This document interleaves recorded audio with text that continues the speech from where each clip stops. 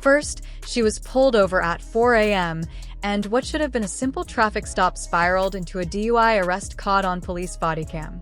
Then, while GloRilla lit up the stage at the WNBA All-Star Game, armed intruders stormed her home, but instead of chasing the robbers, police arrested her on felony drug charges.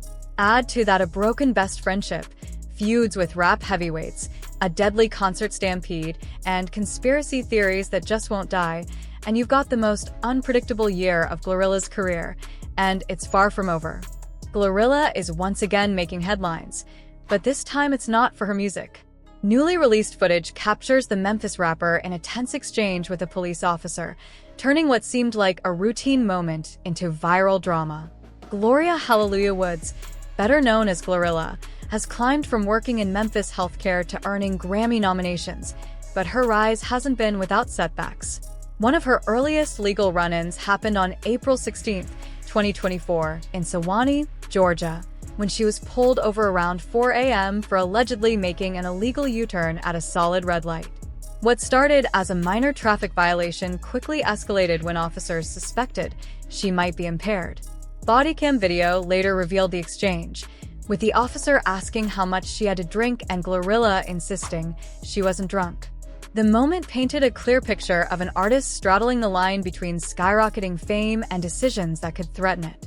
Things escalated fast once the officer noticed GloRilla's watery, bloodshot eyes and caught the scent of both marijuana and alcohol on her breath. The mood shifted even more when she leaned on the infamous "Don't you know who I am?" line, telling the cop she was on his TV, a flex that rarely works in a police encounter. What followed was a textbook example of how fame can sometimes breed a false sense of invincibility, even in moments where the evidence is stacked against you. The field sobriety tests were rough.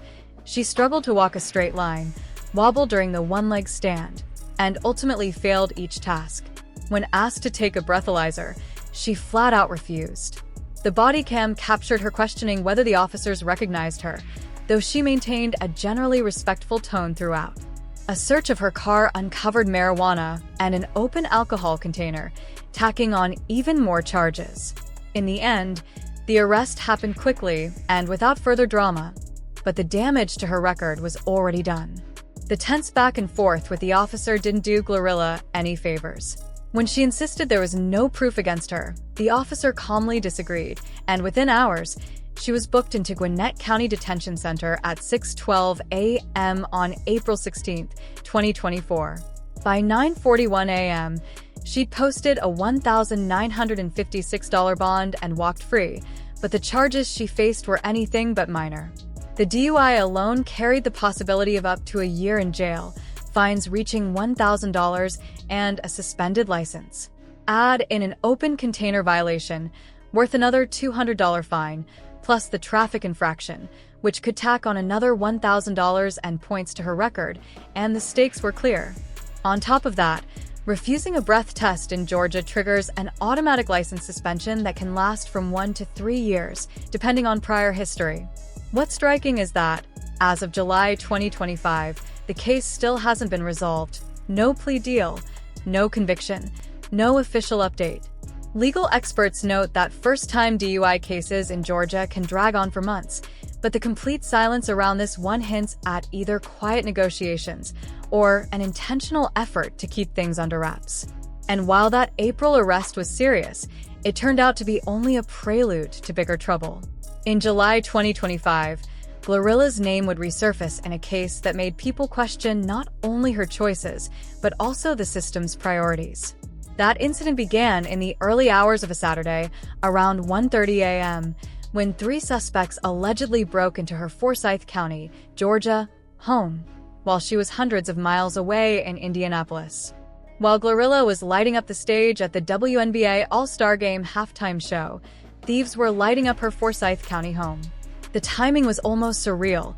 As she performed for thousands in celebration of women's sports, intruders were rifling through her personal space, likely banking on the fact she wouldn't be there.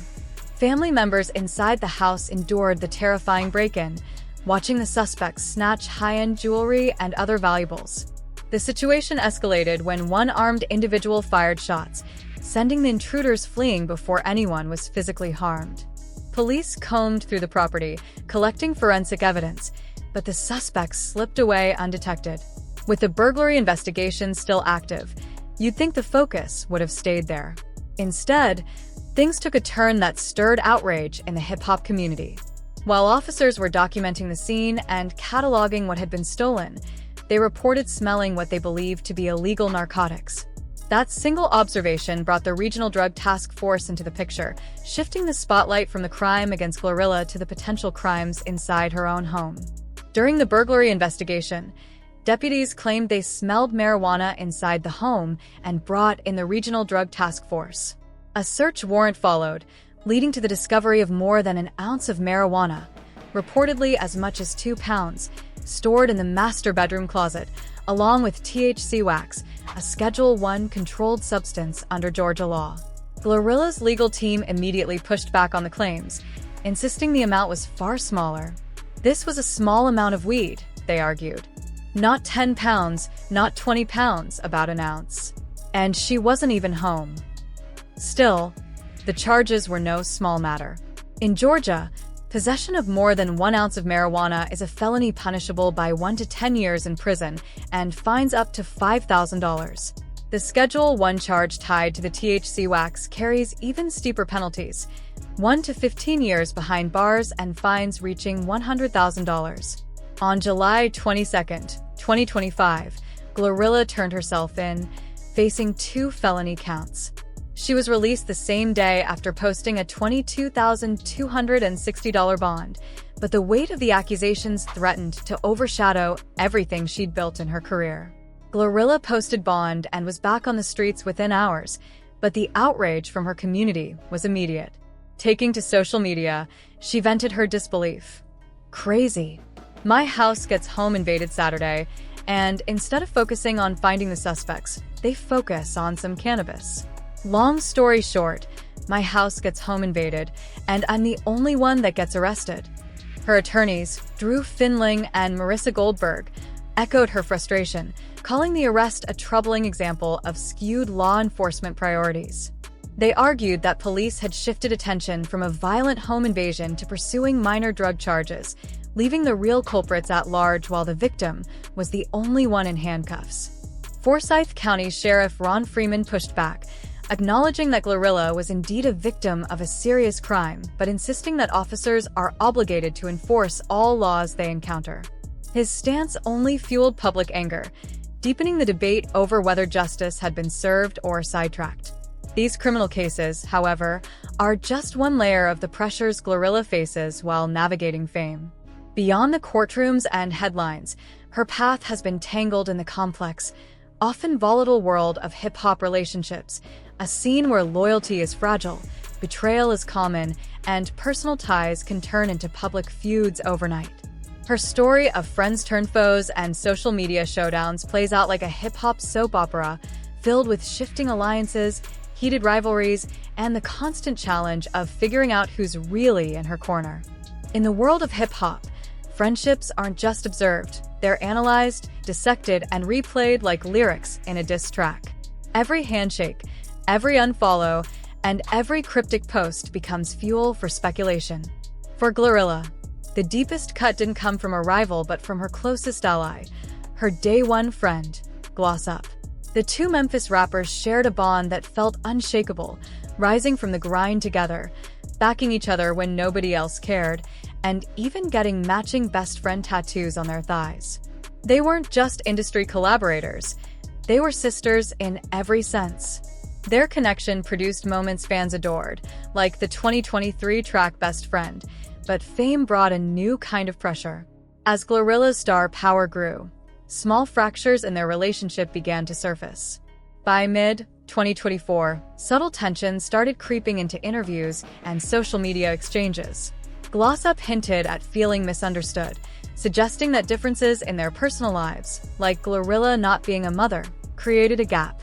She implied that GloRilla sometimes expected more from her than she was willing to give, framing it as a push she simply didn't respond to. It was the first public sign that this ride-or-die friendship was quietly drifting toward a breaking point. Gloss Up's own words made it clear. Part of the strain came from her feeling judged, and from knowing that her unwillingness to listen probably frustrated GloRilla.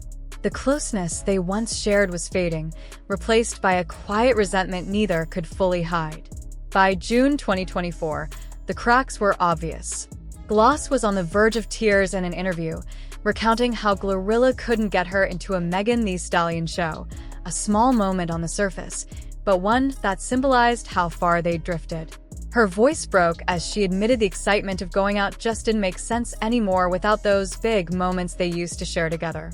In July 2024, Gloss tried to downplay the rift, insisting there was no dramatic fallout, though she conceded they weren't as close as before.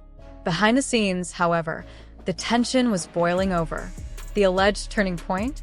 Claims that Gloss had snitched to JT, a quality control label mate, about GloRilla's supposed plan to have her jumped.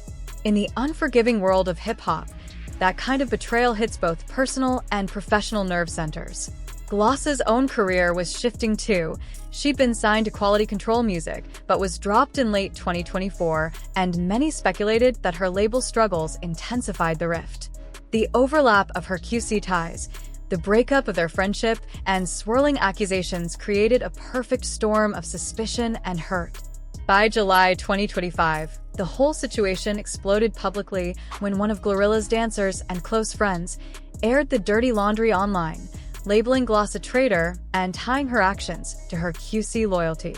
What followed was an all-out social media brawl, with accusations flying, private conversations made public, and two once loyal sisters airing every wound for the world to see. Gloss Up's July 2025 interview was raw and emotional. She denied being jealous of GloRilla's success, but admitted the distance between them was undeniable. Her voice carried the weight of someone trying to salvage her reputation, yet the damage was irreversible. What once symbolized hip-hop sisterhood had morphed into a warning about how quickly success can unravel even the most loyal bonds. But Gloss wasn't the only relationship caught in GloRilla's whirlwind. Her connection with Megan Thee Stallion, once a bright spot in her career, also hit a rocky patch. The two had enjoyed major wins together, from dropping the 2024 hit Wannabe to touring side by side on the Hot Girl Summer Tour. Their friendship looked genuine, built on mutual respect and shared stages. That image cracked in May 2025 over what seemed like a small social media slip. GloRilla reposted an inspirational quote to her Instagram stories. Nothing unusual, except the background music was Tory Lanez's Weather Star. Lanez, of course, had been convicted of shooting Megan in 2020, making the choice of song and timing feel like a jab. Whether intentional or not, the optics were brutal. Megan responded swiftly. She unfollowed GloRilla and archived a birthday tribute she'd once posted for her, a quiet but unmistakable statement. Fans watched another female rap friendship falter in real time, fueled by online perception and the ever-watchful eye of the hip-hop community. Thankfully, this clash didn't linger. GloRilla publicly clarified that the post was not meant as a dig at Megan, and the two managed to smooth things over before it spiraled into a lasting feud. GloRilla's Instagram misstep with Megan Thee Stallion ended quickly. She deleted the post, clarified it was an innocent repost, and within 24 hours, both artists had re-followed each other. In her public statement, she wrote, "I on internet as and I don't do mess. It was an innocent repost. Y'all BSN." But if that drama fizzled out fast, her situation with JT from the City Girls has been far more drawn out and unpredictable. Their connection has swung between friendly moments, public spats, and rumored altercations, leaving fans constantly wondering where they actually stand. Things started off on good terms, but by late 2023, whispers of trouble began circulating. The biggest rumor?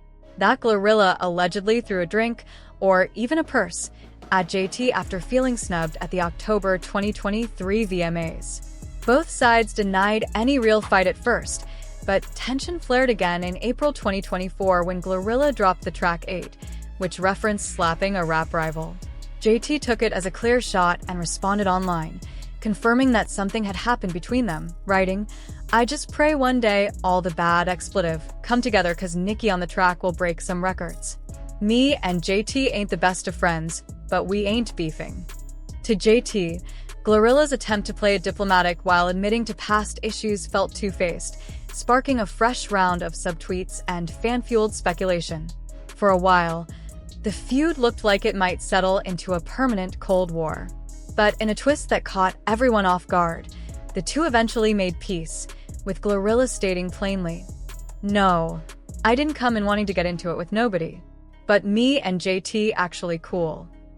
By November 2024, GloRilla and JT had officially squashed their beef, with GloRilla clarifying that most of the tension was fan-driven. She explained that it was really the online chatter, not any deep personal issue, that kept the conflict alive, saying it was the fans, like it was super unnecessary, it was really fed by the fans. That admission underscored a recurring pattern in GloRilla's relationship sagas: the outsized role fan communities play in magnifying small disagreements into headline-worthy drama. In today's hip-hop culture, social media often acts as an accelerant, turning subtle slights or misunderstandings into public feuds.